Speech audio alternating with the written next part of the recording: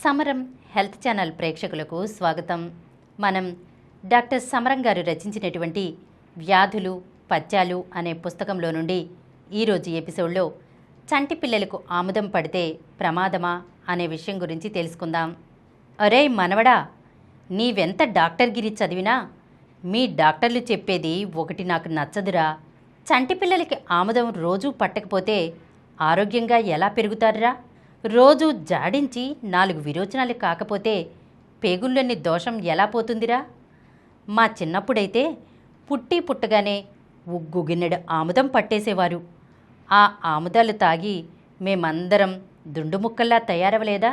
ఏం చోద్యమో ఈ రోజుల్లో చూద్దామన్నా మచ్చుకైనా సరే ఎవరింటిలోనూ ఉగ్గు గిన్నె కనపడదు, ఆముదము కనపడదు అంటూ బంగారమ్మ బామ్మగారు తన గత వైభవాన్ని ఏకరువు పెట్టారు. బామ్మ, సరే గాని నీకెంతమంది సంతానం అంటూ ఎదురు ప్రశ్న వేశాడు డాక్టర్ రఘు. మనవడు వేసిన ప్రశ్న బామ్మగారిని కాస్త గతంలోకి తీసుకువెళ్ళింది. గతం గురించి ఆలోచించగానే కలిగిన భావాలని ఆమె ముఖంలో స్పష్టంగా గమనించగలిగాడు మనవడు. ఒక నిట్టూర్పు నిండుగా విడిచి, నాకు పుట్టిన సంతానమైతే 12 మంది, కానీ బాలారిష్టాలు దాటకుండానే సగం పైగానే తనువు చాలించుకున్నారు. ఇప్పుడు మిగిలింది 3 అంటూ ఎంతో బాధగా చెప్పింది బామ్మ. గతాన్ని గుర్తు చేసినందుకు డాక్టర్ రఘుకి కొంత బాధ కలిగింది. కానీ ఆముదం సంజీవనిలాగా పనిచేస్తుందని చెప్పే బామ్మ భావాన్ని ఒప్పుకోలేకపోయాడు. బామ్మ, ఆముదం అమృతంలాగా పనిచేసి ఆరోగ్యంగా ఉంచేటట్లయితే నీకు పుట్టిన 12 మంది సంతానంలో 3 ఎందుకు మిగిలారు? మరి నీ పిల్లలందరికీ ఆముదం పట్టిందానివే కదా. ఈ రోజుల్లో ఒక్కొక్క కుటుంబంలో 2-3 కంటే పిల్లలు ఉండటం లేదు. మరి వాళ్ళకి ఆముదం పట్టకపోయినా ఆరోగ్యంగా ఉండటం లేదా? మరి పిల్లలు చక్కగా ఎదగడానికి ఆముదం పట్టడానికి సంబంధం లేదని తేలిపోవడం లేదా బామ్మ అంటూ వారించారు డాక్టర్ రఘు. అవునరా, నిజమే. నీవు చెప్పిన దాంట్లో నిజం లేకపోలేదు. ఎంతైనా నా మనవడు డాక్టర్గిరి చదివాడు కదా అంటూ ఆనందంతో అంగీకరించింది బామ్మ. డాక్టర్ రఘు బామ్మ ఏదో సహజ ధోరణిలో మాట్లాడినా మనవడు చెప్పింది వినగానే తన పాత ఛాందస భావాల్ని మార్చుకుంది. కానీ కొంతమంది ఎంత మౌఢ్యంలో ఉంటారంటే, పూర్వం నుంచి ఈ పద్ధతి ఉన్నదంటే అది మంచిది కాకపోతే ఇంతకాలం ఎలా కొనసాగుతూ వస్తోంది అనే మూర్ఖత్వంలో ఉంటారు. అది తప్పు అని సాధికారికంగా చెప్పినా తప్పు అని అంగీకరించుకోవడానికి ఒప్పుకోరు. పైగా ఆ తప్పు అభిప్రాయానికి గొప్పదనాన్ని ఆపాదించి అశాస్త్రీయ వాదన చేయబోతారు. ఓ శాస్త్రి గారు చిన్నపిల్లలకి ఆముదం పట్టడం గురించి గంటల తరబడి అనర్గళంగా మాట్లాడేస్తూ, చంటిపిల్లలకి ఆముదం పట్టినట్లయితే వాళ్ళకి తుప్పు పట్టిన మేకు గుచ్చుకున్న ధనుర్వాతం రాదని, ఊళ్ళో పిల్లలందరికీ పోలియో వచ్చినా వీళ్ళకి పోలియో రాదని, జీర్ణాశయ వ్యాధులు ఎప్పటికీ రావని, అది ఇది కాకుండా ప్రతిదానిని గొప్ప విషయంగా చెప్పుకుంటూ పోయారు. ఇలాంటి వారికి సంభాషణ చాతుర్యం ఉండవచ్చునే గాని వైద్యశాస్త్ర జ్ఞానం శూన్యం అనే చెప్పాలి.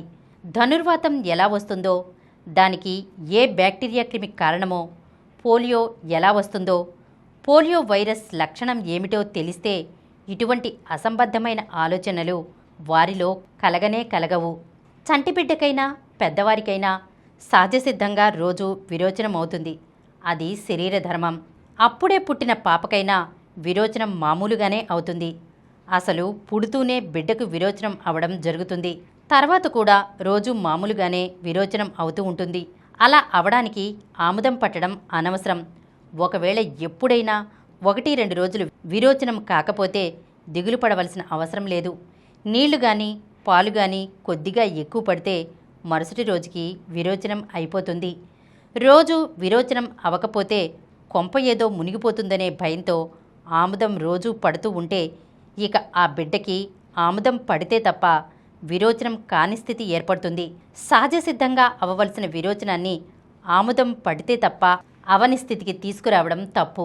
మన తొందరపాటుతో శరీర ధర్మాన్నే మార్చివేసి పాడు చేసిన వాళ్ళం అవుతాం. ఆముదం రోజూ పట్టడంతో జీర్ణకోశం, పేగులు త్వరగా పరుగులు పెట్టడం జరుగుతుంది. దాంతో బిడ్డ పాలు తీసుకున్నా, ఇతరత్రా ఆహారం తీసుకున్నా పేగుల్లో అరుగుదల అవడానికి, శరీరంలోకి పీల్చుకోవడానికి తగినంత వ్యవధి ఉండక క్రిందకి తోసివేయడం జరుగుతుంది. దాంతో తగినన్ని మాంసకృతులు, కొవ్వు పదార్థాలు, పిండి పదార్థాలు, విటమిన్లు మొదలైనవి శరీరానికి అందకుండా పోతాయి. ఇటువంటప్పుడు పిల్లల్లో రోగనిరోధక శక్తి ఎక్కడి నుంచి పెంపొందుతుంది? పిల్లలు ఆరోగ్యంగా ఎలా ఉండగలరు? వరుసగా రోజు ఆమదం పడితే తగినన్ని మాంసకృతులు లభ్యం కాక లివర్ కూడా దెబ్బతినటానికి ఆస్కారం ఉంది. ఆముదం రోజు పట్టే పిల్లలకి తరచూ కడుపులో నొప్పి రావచ్చు. దీన్నే ఇంటెస్టైనల్ కాలిక్ పైల్స్ అంటారు. కొంతమంది ఆముదం పడితే చంటిపిల్లల ప్రేగుల్లో కూడా పురుగులు నశించిపోతాయని చెబుతారు. ప్రేగుల్లో పురుగులు ఉంటే అవి పోవడానికి రోజు ఆముదం పట్టనవసరం లేదు. వాటికి సరైన మందులు ఉన్నాయి. అవసరమైనప్పుడు 1-2 మోతాదులు వేస్తే పూర్తిగా నిర్మూలించబడతాయి. దానికి ఆముదం మందు కాదు. అందువల్ల అవి నిర్మూలించబడవు. చంటిపిల్లల్ని ఉదయాన్నే తల్లి తన కాళ్ల మీద వెల్లకిలా పడేసి ఉగ్గుగినెలో ఆముదం పట్టే దృశ్యాన్ని ఎవరైనా సరే చూసి తీరవలసిందే. పిల్ల ఆముదం మింగకుండా ఏడుస్తూ ఉంటుంది. తల్లి నోట్లో వేలు పెట్టి ఆముదం పోస్తుంటుంది. బిడ్డ ఆముదం మింగకుండా గొంతులోనే ఉంచుకుని విచిత్రమైన ధ్వని చేస్తూ ఉంటుంది. ఇంకా మృంగలేదని తల్లి తన చిరుకోపంతో బుగ్గ మీద చిటికి వేసి చిన్న చురక తగిలిస్తుంది. అంతే, ఒకేసారి ఊపిరి పీల్చుకోవడం, ఆముదం మింగడం జరుగుతుంది. ఆముదం బిడ్డ తాగేసింది కదా అని తల్లి ముచ్చటపడిపోతుంది. కానీ ఆ సమయంలో కొన్ని చుక్కల ఆముదం ఊపిరితిత్తుల్లోకి పోయిందని ఆమెకేమి తెలుసు? ఇలా ఊపిరితిత్తుల్లోకి ఆముదం పోవటం వలన ఒక రకమైన ఊపిరితిత్తుల వ్యాధి రావడానికి ఆస్కారం ఉంది. దాంతో బిడ్డ ఊపిరితిత్తుల్లో గురగుర, తల్లి మనసులో గడబిడ ప్రారంభమవుతుంటాయి. ఆముదం పట్టడం వల్ల ఒక్కొక్కసారి కొన్ని విపరీత పరిణామాలు కూడా జరగవచ్చు. ఆముదం వలన పేగులు వేగంగా కదిలి పైభాగం కింది భాగమైన ప్రేగులోకి దూరడం జరుగుతుంది. ఆముదం వలన బిడ్డకి హాని కలిగే అవకాశం ఉన్నందున బిడ్డకు విరోచనం కానప్పుడు ఏం చెయ్యాలి అని అనుమానం కలగవచ్చు. బిడ్డ పుట్టిన దగ్గర నుంచి మంచినీళ్ళు ఎక్కువగా పడుతూ ఉండడం, 3వ నెల నుంచి పళ్లరసం పట్టడం, తర్వాత వయసు పెరుగుతున్న కొద్దీ అరటిపళ్ళు, ఆకుకూరలు పెడుతూ ఉంటే విరోచనం మామూలుగా అవుతుంది. ఎప్పుడైనా విరోచనం కాకపోతే విరోచనం అయ్యే మందులు డాక్టర్ సలహాపై వాడుతూ ఉండాలి. మందు వేస్తే తప్ప విరోచనం కాని పిల్లల విషయంలో తగిన పరీక్షలన్నీ చేసి కారణాన్ని బట్టి చికిత్స చేయాలి. ఈరోజు మనం చిన్నపిల్లలకు ఆముదం పడితే ప్రమాదమా అనే విషయం గురించి తెలుసుకున్నాం కదా. వచ్చే ఎపిసోడ్లో కూల్ డ్రింక్స్ కంటే కొబ్బరి బొండాలే నయం ఈ విషయం గురించి తెలుసుకుందాం.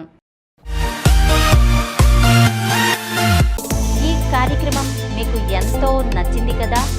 ఇటువంటి మరిన్ని వీడియోల కోసం అనతి కాలంలోనే 21 కోట్ల వ్యూస్ సాధించిన సమరం ఛానల్ సమర్పించు సమరం హెల్త్ ఛానల్కు సబ్స్క్రైబ్ చేయండి, లైక్ చేయండి, మీ ఫ్రెండ్స్కి షేర్ చేయండి. అలాగే ప్రక్కనున్న గంట సింబల్ని ప్రెస్ చేయడం మర్చిపోకండి.